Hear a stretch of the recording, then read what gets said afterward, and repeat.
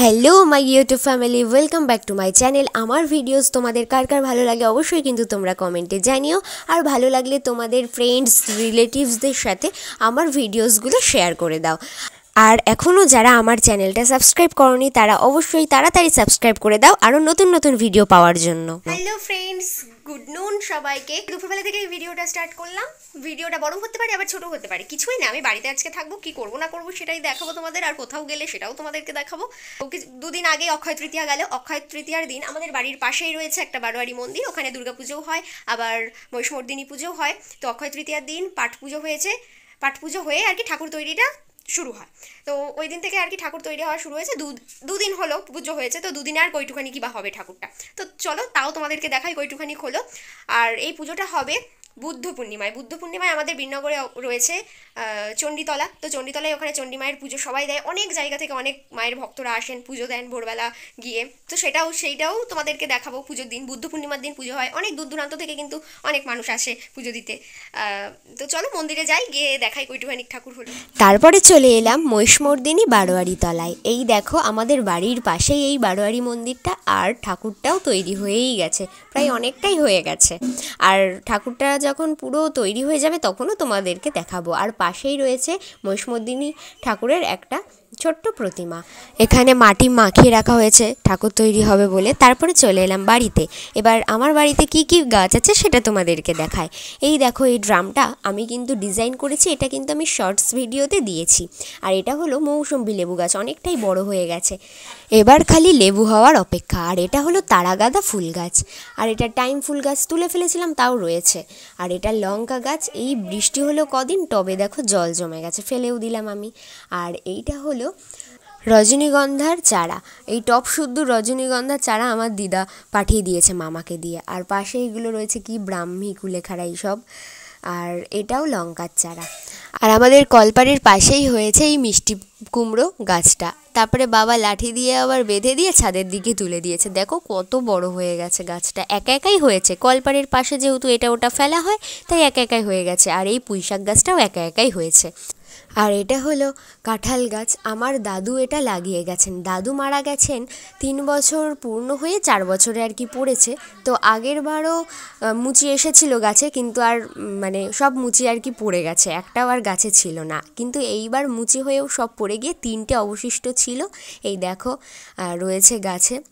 এখন এঁচড় রয়েছে, কিছুদিন পর কাঁঠাল হয়ে যাবে। তারপরে মা আমাকে খেতে ডাকলো, চলে এলাম। আর আজকে সানডের মেনুতে কিন্তু চিকেন হয়নি, বাবাও বলেছিল, আমারও ইচ্ছা ছিল, কিন্তু বাড়ি থেকে মা আর আম্মা বারণ করলো, তাই আজকে আমি কাতলা মাছ এনেছিলাম। তো কাতলা মাছের ঝোল আর লাউ শাকের চচ্চড়ি আর আমের আচার আমি অল্প করেই খেয়েছিলাম। গুড আফটারনুন ফ্রেন্ডস, এখন আমি আর ভাই যাচ্ছি একটুখানি পার্কে। বাবা মার রানাঘাটে গেছে বরফির বাড়িতে। মা আমাকে অনেকবার করে বলেছিল, আমারও যাওয়ার ইচ্ছা ছিল, কিন্তু জানি না কেন পরে আর যেতে ইচ্ছা করলো না, তো তাই আর গেলাম না। তো এখন ভালো লাগছে না, তাই ভাইকে বললাম চল একটু পার্কের থেকে ঘুরে আসি। তো এই দিকে আবার মেঘলাও করেছে, হাওয়া দিচ্ছে দেখো। তো চলো যাই। আজকে বিকেলের ওয়েদারটা কিন্তু বেশ ভালো ছিল, কিন্তু জানো তো আমি আজকে ঘুমাচ্ছিলাম, ঘুম থেকে উঠে হঠাৎ করে মনটা খুব খারাপ লাগছিল। কেন আমি নিজেও বুঝতে পারলাম না। বরফির বাড়ি যাওয়ার খুব ইচ্ছা ছিল, কিন্তু মনটা এত খারাপ লাগছিল যে আর যেতে ইচ্ছা করলো না। পরে ভাবলাম বাড়ি বসে থাকবো ভাইকে নিয়ে, তাই চলে এলাম পার্কে। তো আমি আর ভাই পার্কে চলে এসেছি, আর ওই সাইডেও একটা বুনু বসে রয়েছে। জানি না বেশিক্ষণ থাকতে পারবো কিনা, কারণ খুব মেঘও করেছে, হাওয়াও দিচ্ছে আমাদের এদিকে। তোমাদেরকে দেখালে আমি পার্কে আসলেই খালি দোলনা চড়ি, আর ভাই এটা ওটা চড়ে। মনটা এত খারাপ ছিল না, দোলনাটা চড়ে মনটা পুরো ফ্রেশ হয়ে গেল। আমার সঙ্গে এই বুনুটাও চড়ছিল। আর ভাই এদিকে কি কি চড়েছে চলো তোমাদেরকে এক এক করে দেখাই।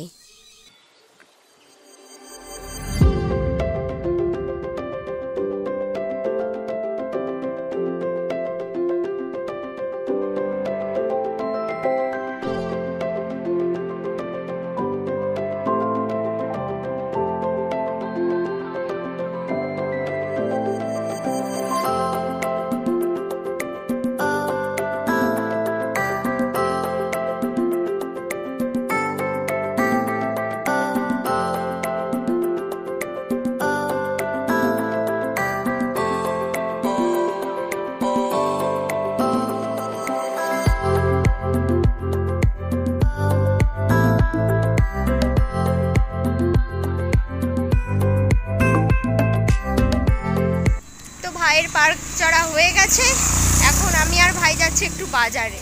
তো চলো যাই, সাইকেলটা আনলাম না, কাছেই পার্ক বলে, কিন্তু বাজারে তো একটু হেঁটে যেতে হবে। তো যাই হোক, তো চলো যাই।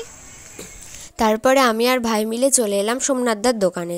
সানডে সন্ধেবেলা কি খাবো তার জন্য কিছু নেয়ার জন্য। আর বাড়ি যাওয়ার পথে সবজি বাজারে এই গণেশ পুজোটা হয়, অক্ষয় তৃতীয়ার দিনই কিন্তু হয়েছে। বাজারের সব দোকানদাররা মিলে এই গণেশ পুজোটা করে, আর এই গণেশ পুজোটা করেন হচ্ছে আমার মামা দাদু। তো এই ঠাকুরটাও তোমাদেরকে দেখিয়ে দিলাম, কি বড় আর কত সুন্দর। বাড়ি এসে দেখছি আম্মা সন্ধে দিচ্ছে, তাই আমাদের ঠাকুর ঘরের ঠাকুরগুলোও তোমাদেরকে দর্শন করিয়ে দিলাম।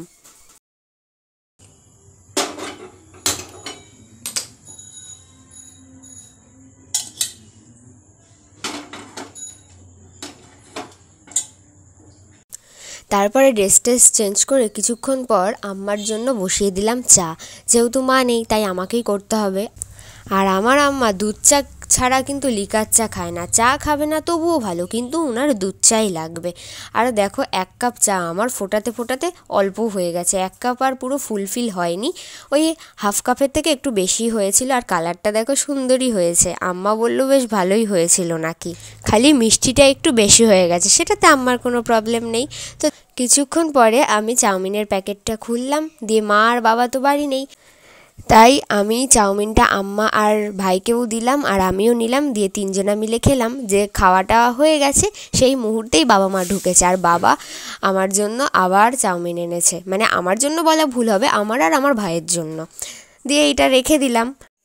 সন্ধেবেলায় আমি চাউমিন এনেছিলাম, আমি আম্মা আর ভাই মিলে খেলাম। যেই খাওয়া হয়ে গেছে সেই মুহূর্তে বাবা মা ঢুকেছে, তাও বাবা আবার চাউমিন নিয়ে এসেছিলো।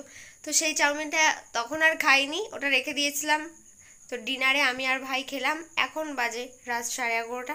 তো আজকের ভিডিওটা এই পর্যন্তই। কেমন ওটাটা দেখা হচ্ছে আবার নেক্সট ব্লগে।